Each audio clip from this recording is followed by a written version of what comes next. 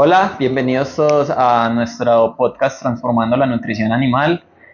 Hoy estamos transmitiendo desde la Universidad CES con uno de los profesores que más trabaja con datos, estadística, y hoy vamos a sacar un tema súper interesante acerca de cómo estos datos nos ayudan a transformar la nutrición animal. Entonces, para todos nuestros videopodcasters, vuelvo y me presento. Mi nombre es Andrés Acevedo, soy gerente de operaciones de la empresa Vialtec y hoy estoy de host aquí con el profesor Oscar Sainz para que hablemos un poco de este tema.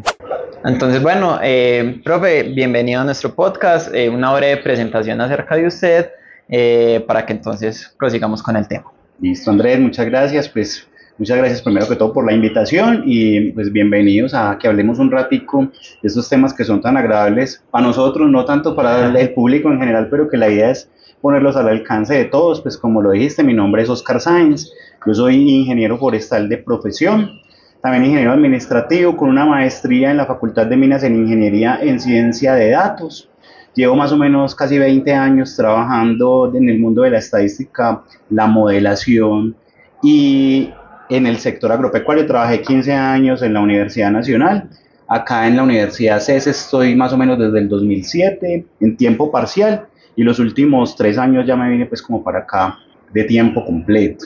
Okay. Estoy trabajando en la Facultad de Medicina Veterinaria y Zootecnia, precisamente como ese pensamiento fuera de la caja de lo que un médico veterinario o un zootecnista normalmente no están formados para pensar. Ellos son muy buenos en la zootecnia, en la medicina veterinaria, pero los datos siempre les cuestan un poquito. Sí. Entonces digamos que mi tarea acá es precisamente darles ese enfoque, coger y sacarle el jugo a toda esa información para volverla proteína, para volverla rentabilidad y para volverla salud animal precisamente.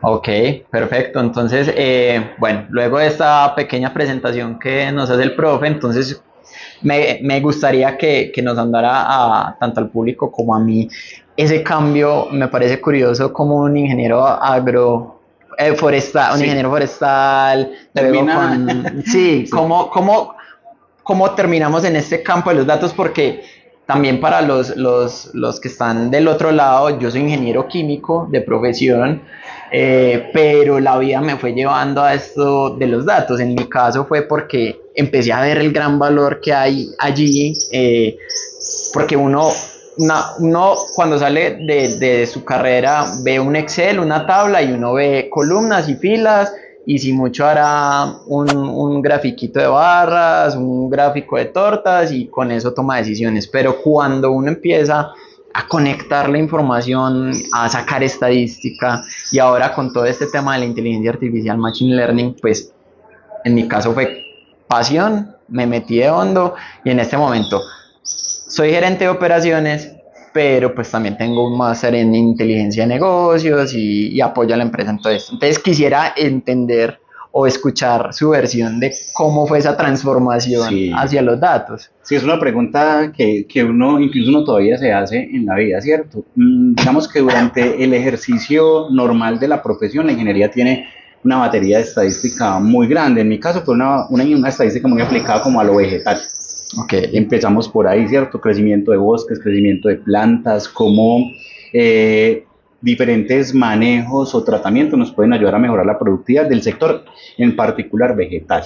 Pero en el producto, pues como el avance del campo de acción en particular, yo me empecé a dar cuenta de lo mismo que vos estás diciendo, ¿cierto? Que hay un montón de decisiones que se toman de manera muy empírica o basadas solamente en resultados muy puntuales. Por ejemplo, las juntas directivas solamente quieren rentabilidad, porcentaje de dinero, pero ¿haciendo qué? Tomando qué decisión estratégica. Y los datos a veces nos muestran todo eso, pero eso es exactamente igual a coger una partitura musical cuando tú no sabes leer música, tú solo ves dibujos. Eso mismo le pasa al que no sabe leer datos, pues solamente ve una sábana o una tabla de Excel en la cual hay un montón de datos, por eso no dice nada. Llega un punto en el que esta información nos empieza a mostrar, así como recuerdas una escena de Matrix en que el operador ya dice, no, ya no veo código, ya veo rubias, morenas. Es más o menos algo así, empezar a ver un montón de información que los estadísticos nos pueden ayudar a notar variaciones casi que en tiempo real, y cómo una pequeña variación en un dato nos puede hacer un cambio radical en la productividad del negocio, en la proteína, en el peso, en la salud, en la mortalidad y finalmente pues traducido como a rentabilidad. Entonces, yo empecé con todo el tema vegetal, pero me empecé a dar digamos, un feeling muy grande por la economía, particularmente, ¿cierto? Okay. Cuando empecé a ver como economía de recursos naturales, me di cuenta que pues uno puede hacer muchas cosas desde lo técnico, pero finalmente las decisiones se toman es si eso funciona a nivel rentable o no. Entonces me fui enfocando como hacia la ingeniería administrativa, entonces decidí estudiar también ingeniería administrativa en paralelo, okay, para traducir un poquito de todo ese mundo técnico también a tomar decisiones relevantes desde lo que es la administración del negocio. La ingeniería administrativa entonces es el uso de la estadística para tomar decisiones en la empresa, pero basadas en cosas técnicas. Entonces es como una mezcla maravillosa y en el momento en que yo empecé a hacer esto no había como una incursión muy grande de forestales metidos en este tema, sí, y para mí fue un descubrimiento, un nicho, digamos un hallazgo muy, muy bonito de nicho de mercado, de nicho de trabajo, porque me empecé a dar cuenta que cosas que normalmente decisiones que no tomábamos fundamentados en información relevante que estaba ahí, que no se estaba usando, nos podía cambiar la trayectoria de cosas. Okay. ¿Cómo llegué a veterinaria? Esto es una cosa muy puntual. Hay una estrategia de conservación o de producción que es el silvopastoreo, que es la mezcla de árboles con ganadería. Y tuve la oportunidad de trabajar en un proyecto muy grande de la gobernación de Antioquia, precisamente porque tenemos muchas hectáreas de tierra en ganadería que deberían estar en bosques. Pero ¿cómo convenzo yo a un ganadero de que le meta árboles al negocio? Precisamente usted, un ganadero, no le puede decir, vea, es que esto va a ser más sombra, los animales van a estar con mayor bienestar, vamos a tener mejor agua, el pajarito que nunca volverá por acá. A él no le importa eso, o si le importa, pero eso en plata, ¿qué me representa a mí? Entonces empezamos a montar estos modelos desde un punto de vista de simulaciones Monte Carlo, montándoles escenarios financieros variables frente a cómo mejoraba la rentabilidad de los ecosistemas, no solo desde el punto de vista ambiental que está demostrado, sino desde el punto de vista económico, y ahí empezamos a ver que se obtenía mejores retornos, que el negocio se diversificaba y que tenía impactos a largo plazo. Okay. Entonces yo en paralelo venía trabajando acá en el CES, la parte estadística, y con ese proyecto tuve como el impulso de decir, no, es que ni siquiera es trabajar específicamente una especie, un reino, el vegetal, sino que esto es lo mismo para cualquier sistema productivo. Entonces me metí de lleno a lo pecuario, y desde que estoy acá ya aprendí un montón de avicultura, de porcicultura, de ganadería, mejor dicho, de fauna silvestre, una cosa impresionante. Entonces, que me desafía a aprender cosas nuevas todos los días y a respetar un montón estas ciencias pecuarias que son maravillosas. Sí, efectivamente, para los datos es súper importante uno no solo saber manejar bases de datos y sacar estadísticos y sacar gráficas, sino que es súper importante entender como el tema para uno poder dar los insights necesarios pues a la persona que necesita pues andar como en su información. Aquí una breve pausa, si usted me va escribiendo aquí mientras usted está hablando, no es que no le esté poniendo atención, sino que me van surgiendo preguntas, entonces es para que no se me olvide. Quisiera entonces como que empezar a ahondar un poquito más en el tema de la nutrición, en cómo los datos desde su punto de vista, que ya tiene experiencia tanto desde lo administrativo como desde las ciencias veterinarias, cómo estos últimos 3 años que ya está de lleno en estos campos, ¿qué trabajos usted ha hecho en cuanto a temas de tratamiento de datos? O sea, solo ha sido parte financiera, a nosotros usted en especial nos ha ayudado con los temas zootécnicos, en el proyecto que tuvimos en conjunto con la Universidad CES en porcicultura, usted nos ayudó mucho a analizar o a por lo menos a entregar informes estadísticos de cómo habían diferencias entre las dietas. Entonces, como que nos expliques un poco qué trabajos has hecho, no solo en porcicultura, sino en toda esta ciencia y que has aprendido y que nos puedes dar acerca de los datos, o sea, cómo los datos han logrado cambiar algo aquí en la universidad con los profesores. ¿Qué Sí, cambios han no, habido? es un cambio radical, ¿cierto? Porque precisamente una de las falencias como de la medicina veterinaria y la zootecnia es el manejo de la información. Incluso es algo que detectamos desde la misma granja, en la toma de los datos. No hay un juicio en tomar los registros de la información, en Correcto. llenar todos los datos.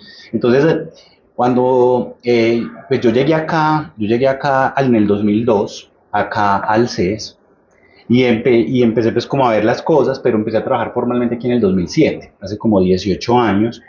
Y lo primero que me encontré fue que los registros de las granjas porcícolas o Sí, avícolas se tomaban a mano.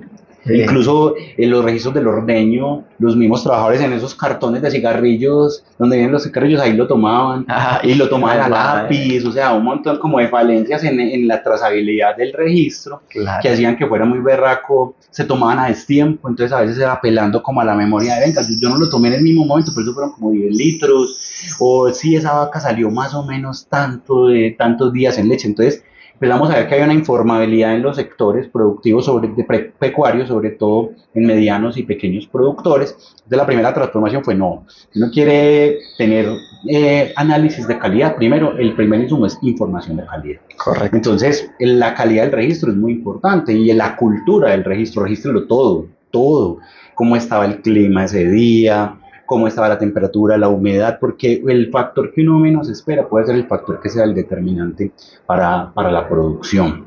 Sí, así Y es. la educación en términos de estadística era una información muy precaria, incluso a nivel profesoral, porque lo primero que yo llegué acá y que en ese momento con los directores de pregrado y posgrado dijimos, vamos a nivelar a todos los profesores en temas estadísticos, porque acá hay Ujú. profes que tienen una iniciativa muy bacana, yo quiero hacer esto, yo quiero hacer aquello, qué rico esto, pero no se imaginaban que hay un diseño experimental que tiene que cumplir unos requisitos básicos para poder que esos resultados sean replicables, sean validables, sean confiables, ¿cierto? Incluso no solo desde el registro, sino desde la prueba que yo hago. Entonces, lo Correcto. primero que hicimos acá hace unos 10, 12 años fue nivelar a todo el mundo como para que empezaran a pensar en la importancia de lo que yo quiero hacer, pero en función de lo que quiero obtener. Entonces, yo quiero Correcto. esto, listo, para usted llegar a ese objetivo, tiene que empezar desde acá, desde tomar esta información. Incluso Ujú. toma información que usted cree que en ese momento no le va a servir, que más adelante de pronto aparece una correlación por ahí que no esperábamos y que se Correcto. vuelve la correlación más determinante, ¿cierto? Como esos hallazgos todos serendípicos ahí, esos hallazgos afortunados, y los profes empezaron a entender. Entonces hicimos una nivelación muy bacana con todos, así conversadito, muy básico, pero que nos abre como esa mente. Yo siempre he dicho que la estadística y la ciencia de datos tiene un efecto en las personas y es el pensamiento crítico. Usted ya Sí. empieza a dudar de todo, como, venga, usted lee un artículo científico, ¿cierto? Y le dice como, ay, sí, encontramos esto, y lo primero que usted se pregunta, bueno, ¿y en cuántos animales lo ¿En hicieron? cuántos? Porque Correcto. necesitamos que eso sea representativo. Entonces, en las ciencias veterinarias, uno lo primero que haya es que la muestra siempre era muy pequeña. Ay, 5 animales, 10 animales, y uno como, uy, ¿qué es eso tan poquito? Entonces, para mí también fue un choque porque hay un tema ético, ¿cierto? Hay cosas que yo no puedo entrar a tomar directamente del animal porque significa que le estoy haciendo, provocando un estrés, que estoy Ujú. alterando su bienestar, entonces yo no puedo simplemente como en una planta que no se queja, simplemente cosechemos todo lo que podamos, talemos los árboles y los pesamos y los medimos, porque aquí hay un tema de bienestar animal. Entonces también para mí fue, bueno, los tamaños de muestra tienen que ser distintos, a veces no es la representatividad estadística, sino lo que se permita hacer. Por ejemplo, a mí me pasó, hay un proyecto, una anécdota con unos caballos de carreras que Sí. se les iban a medir como los ligamentos, pero eso necesita una depilación de la rodilla del caballo para poder hacer como la ultrasonografía. Y listo, calculamos el tamaño de muestra y hay que hacer 45 caballos de carreras, listo. Y fuimos, y los dueños, no, si me le tiene que depilar la rodilla al caballo, yo no me lo presto, porque queda un feo, queda súper feo el caballo ahí, Sí, con la claro, rodilla toda total. depilada. Entonces el tamaño de muestra me decía estadísticamente 45, pues me prestaron 15 o 10. ¿Qué hago con esos? Entonces que no son representativos. Entonces hay que empezar a jugar desde los datos, a ver cómo hago que eso sea representativo, porque voy a obtener un montón de dificultades para obtener la información. Entonces empezamos a tener como un cambio, no solo a nivel de universidad, sino a nivel personal, de ganar experiencia en el enfoque, cómo diseñábamos los experimentos, la toma de la información, y se empiezan a aparecer como a partir de la lectura de todos los sistemas productivos, qué hacer en cada caso. Entonces, para mí el desafío más grande fue empezar a aprender avicultura, porcicultura, Claro. ganadería, porque pues lo que yo sabía del pollo es que tenía 8 presas, que la que más me gustaba era la alita, ¿cierto? Pero ya empezar a ver que hay un ciclo dependiendo que hay ponedoras y que hay huevos y que dependiendo de lo que quiera, pues tengo un enfoque distinto en alimentación, en productividad, que el animal desarrolla unas estructuras en ciertas semanas, entonces puede tener una baja de peso que no puede ser por la alimentación, sino porque está dedicando toda la energía a construir, digamos, todo su sistema reproductivo para poner muchos huevos más adelante. Luego el cambio a la porcicultura, entonces la fase de preseo, de cebo, y empezar yo a imaginarme, y acá es donde se engrana como la cosa, porque claro, el veterinario, el zootecnista está formado para pensarlo así, pero yo no. Claro, Y entonces yo vengo y me hago preguntas que pueden ser muy elementales para un veterinario, pero entonces la primera pregunta que uno se hace desde la ignorancia es, bueno, a mí me han dicho que los niños, lo que uno haga en los primeros 5 años con los niños es súper determinante para el desarrollo futuro de ese adulto, en el crecimiento cerebral y todo eso. En los animales es igual. Sí, resulta que los animales, pero obviamente no en un periodo de 5 años, porque sus periodos de vida son más cortos, pero entonces en esa fase inicial de ceba, esa fase inicial de preceba, son determinantes para obtener los resultados futuros. Y me pongo a ver estudios y no hayan correlaciones directas entre, bueno, y un buen precebo, cómo nos garantiza un buen levante o una buena ceba. Entonces empezamos a jugar con preguntas desde la ignorancia absoluta, pero sí. que hacían cuestionar a las personas en, ve, hizo tan básico, nunca nos lo habíamos preguntado. Entonces hagámoslo y empezamos a hacerlo y ya empezaron a surgir un montón de cosas todas bacanas que me engancharon y me enamoraron de este mundo. Entonces yo no discrimino especie, pues ya me gusta el pollo, me gusta, pero también no solo me gusta comérmelo, sino también verlo de una manera productiva y con un montón siempre, pues como sin olvidar esa parte forestal, siempre con ese compromiso ambiental con las cosas. Entonces creo que eso es como parte como de este camino y lo que hemos logrado y obvio con todas las herramientas nuevas que han aparecido en inteligencia artificial y claro, todo eso, mejor dicho, la cosa se nos pone cada vez más buena. Exactamente, no, y súper interesante lo que nos cuentas. Acá haciendo pues como un breve resumen de lo que nos contabas, primero el tema de la cultura, manejar la cultura de los datos en los estudiantes, en los profesores, en los colaboradores, es súper importante porque de nuevo, mientras nadie está formado para eso, realmente en las universidades no te forman para los datos, pero hoy en día, entendiendo la inteligencia artificial y todas las tecnologías que han venido, sabemos que los datos son oro y eso es un hecho. Entonces me parece súper genial lo que nos contabas acerca de la cultura. Primero había que cambiar la cultura, no era solo Oscar el que tenía que encargarse de los datos, sino que todos somos culpables de los datos que se capturan, porque eso se llama tener unos datos limpios, que yo pueda confiar en lo que estoy capturando, ¿cierto? Entonces, súper bacano. Pero con esa anécdota que nos contabas de los caballos, me surge la pregunta de los desafíos. Al tener tratamientos biológicos, como son los animales, hay un desafío, por lo menos desde Vialtec, en los estudios que hemos realizado, hemos tenido desafíos en cuanto al tamaño de muestra, porque es difícil para yo tener algo representativo, generalmente en la potencia y en los estadísticos que uno saca pues para calcular el tamaño de muestra salen 40 animales, 60 animales, inclusive con el CES el primer experimento fueron para 4 dietas y cada dieta era como de 9 animales, pero en 3 etapas fueron como 100 y pico de animales.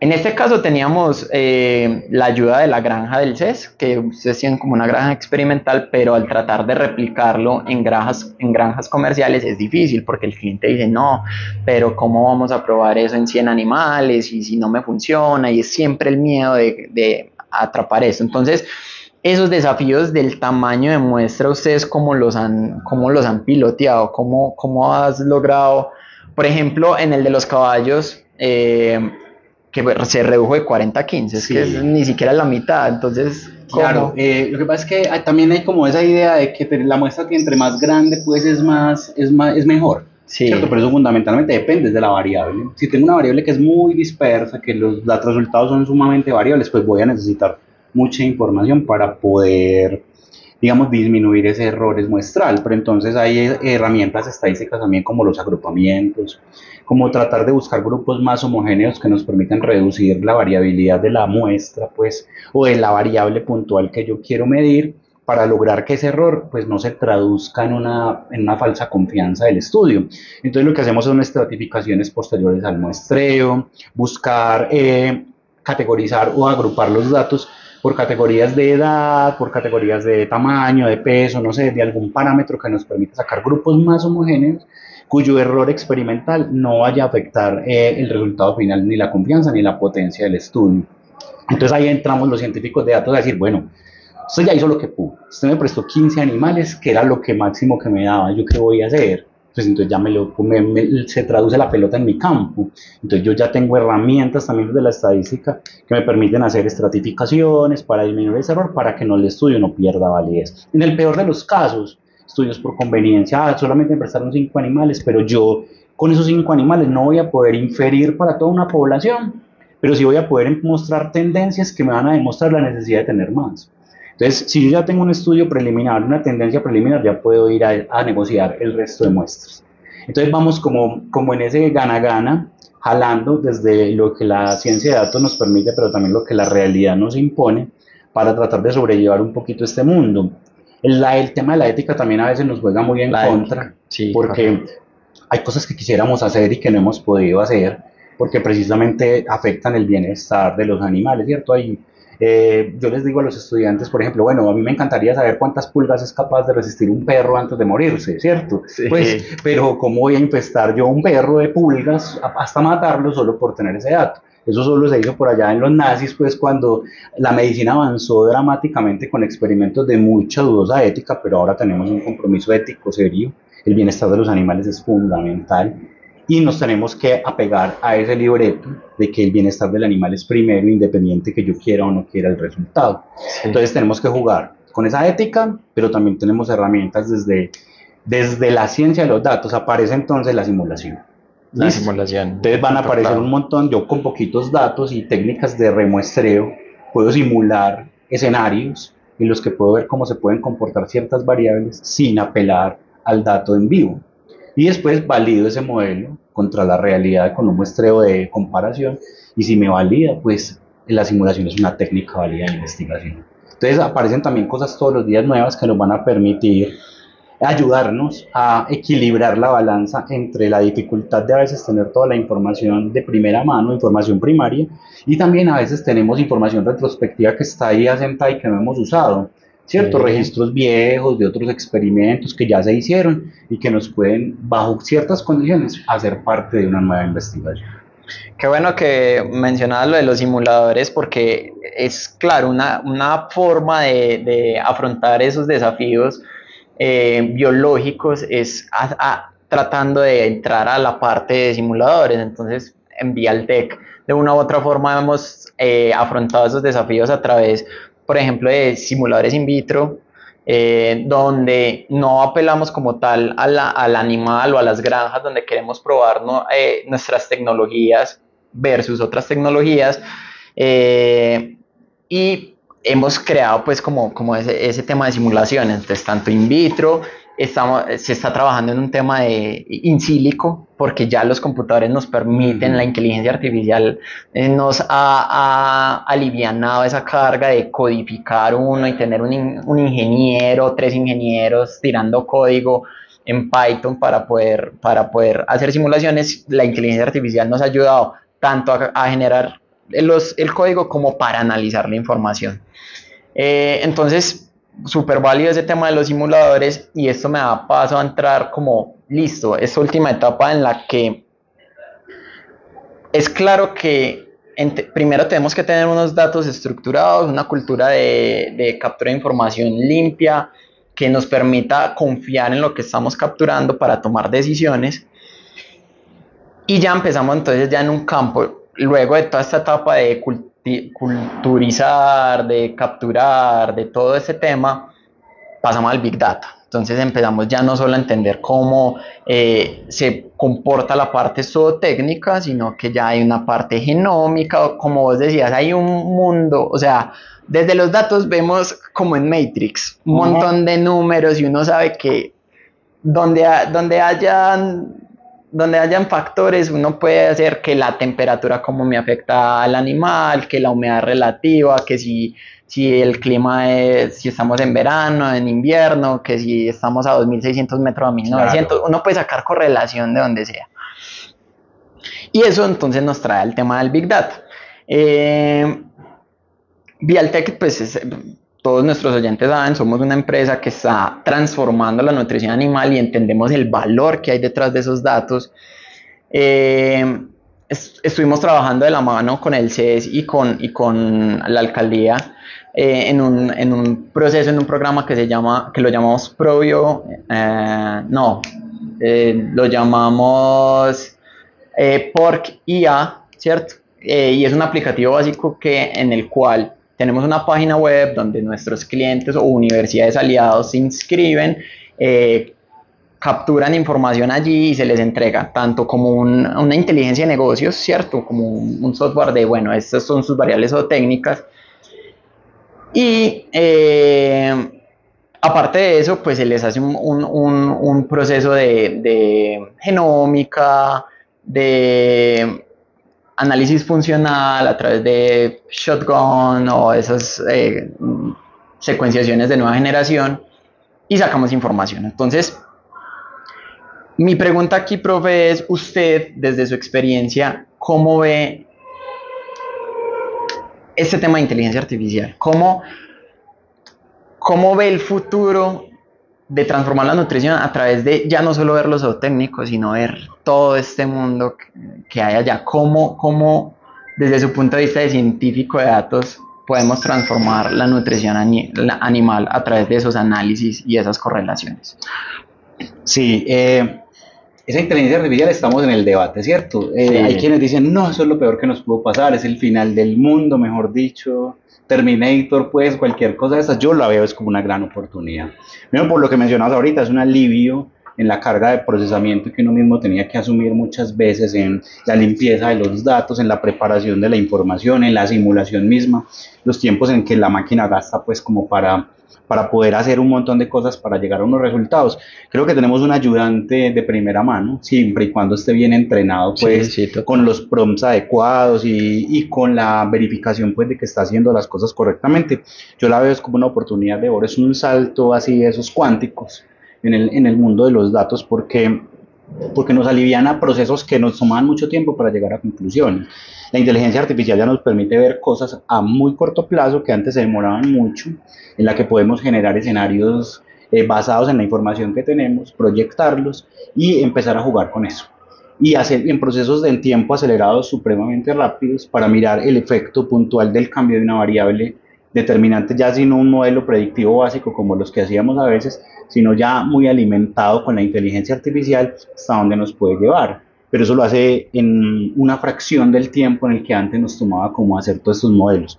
También la potencia que tenemos ahora en máquinas, pues cada vez tenemos máquinas más potentes que nos permiten explotar esta inteligencia artificial a los niveles que queremos, y eso nos da un potencial enorme porque nos va a cambiar literalmente la forma en la que producimos, entendemos y gestionamos todos los sistemas agropecuarios. Entonces, para mí es un ayudante de primera mano, no lo veo como el fin, sino como el principio de cosas muy grandes y muy buenas, para lograr cosas que antes no lográbamos nosotros mismos por nuestras manos o por nuestros medios o por nuestras limitaciones. Entonces yo creo que es el conocimiento técnico, la innovación, la capacidad tecnológica y las herramientas que ahora están saliendo, para nosotros antes es el desafío de nosotros estar a la vanguardia de poderlas utilizar, porque hay un montón de cosas ahí que ya nos dejan a nosotros como obsoletos y nos quedamos con lo que sabemos y tenemos que aprender en nuevas cositas para poder estar a la altura del desafío.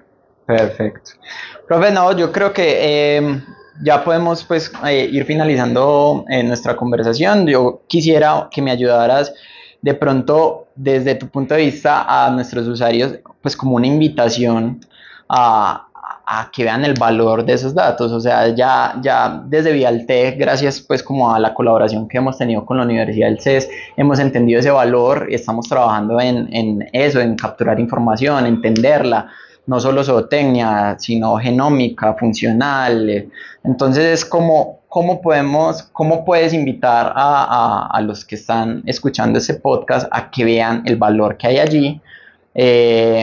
Porque este es el inicio para transformar la nutrición animal, ver esos números, todos esos números, traducirlos a imágenes, que es lo que al final estamos viendo los humanos. Sí, no, primero que todo el valor de la alianza, ¿cierto? La academia con la empresa privada, con el productor individual, eso es fundamental para lograr cosas grandes. Entonces eso que hemos hecho con Vialtech, lo que hemos hecho, porque incluso los resultados de estas alianzas llegan al mediano y al pequeño productor, que es como el fin de todas estas cosas, que lo que vos decías, podemos llegar a un aplicativo en el que yo meta los parámetros, ay, vea, yo tengo esos parámetros de peso, de nutrición, ¿qué puedo esperar? ¿Y qué puedo cambiar en la dieta que me ayude a mejorar esto bajo estas condiciones de temperatura, de humedad, de sistema productivo? Yo no puedo escalar un sistema productivo más tecnificado con lo que tengo, que es lo máximo que puedo rentabilizar esto. Este aditivo, incluso una cosa que me gusta mucho es sacar de esas dietas tanto antibiótico, tantas cosas que a veces nos comemos literalmente porque es la forma de producir, pero en estos ejercicios me he dado cuenta que es que uno puede producir de una manera más sana, más limpia y con mejores y quizás mejores resultados. Entonces no solo desde lo económico, sino también desde la salud es muy importante. La cultura de los datos es fundamental para tomar mejores decisiones. Esa alianza de la academia puesta al servicio de, o sea, investigación aplicada, no investigación pura que se queda por allá guardada en una biblioteca, sino que estamos solucionando problemas reales del mundo real a la dinámica que tenemos. Los objetivos de desarrollo sostenible, hambre cero, ¿cierto? Sí. Tenemos que combatir el hambre, el mundo está creciendo a una tasa exagerada, tenemos que darle comida, tenemos pobreza, tenemos que ser ambientalmente sostenibles y tenemos el concepto de una salud, la salud animal, la salud de los ecosistemas y la salud humana es una sola salud. Lo que hagamos en uno repercute en todos. Entonces es necesario transformar el tema de la nutrición animal, no solo desde el punto de vista de la rentabilidad del negocio, sino también de producir más y mejor, para que sea más saludable, más ambientalmente sostenible y económicamente rentable, porque finalmente es un negocio. Y como negocio, pues tiene que darnos una rentabilidad para poder estar en eso. Y obviamente, pues esta alianza de la universidad, de las empresas, trabajando con la ciencia al servicio de la humanidad, es lo que realmente nos va a dar el siguiente paso para poder combatir como esa hambre, para combatir esta degradación del medio ambiente y para ponernos en sintonía con un mundo más amigable y donde todos podamos vivir tranquilos, que lo que yo me esté comiendo sepa que tiene una trazabilidad, que tiene un esfuerzo impresionante por hacerlo de la mejor manera, que el animal en el proceso de su vida no sufrió, ¿cierto? O sea, él está destinado, porque entonces aparecen pues como esos otros, no, pues que me estoy comiendo un ser vivo, pero es un ser vivo que no existiría si no existiera la necesidad pues de consumo por parte de nosotros. Entonces yo le estoy dando la vida. Recuerdo una vez una pregunta de esas que le hacen a uno en una entrevista de trabajo, esas duras. Si usted fuera una pelota de ping pong y estuviera en un partido y le pegaran con la raqueta y le pegaran, ¿usted cómo se sentiría? ¿Qué responde uno ahí? Yo me sentiría feliz. ¿Por qué? Porque estoy haciendo para lo que fui creado, ¿sí o no? Que es que me peguen con la raqueta. Pero hay otro que está viendo, no, pero la pobre pelota está sufriendo porque cada vez le pegan más duro. Hay que mirar cuál es el fin de las cosas y hacer que ese fin se cumpla de la mejor manera. Obviamente necesitamos la proteína, eso está más que documentado, además es rica, es accesible y la tenemos que hacer saludable. Y la tenemos que hacer rentable y además somos cada vez más, entonces hay que producirla de la mejor manera. Con esas herramientas para allá vamos.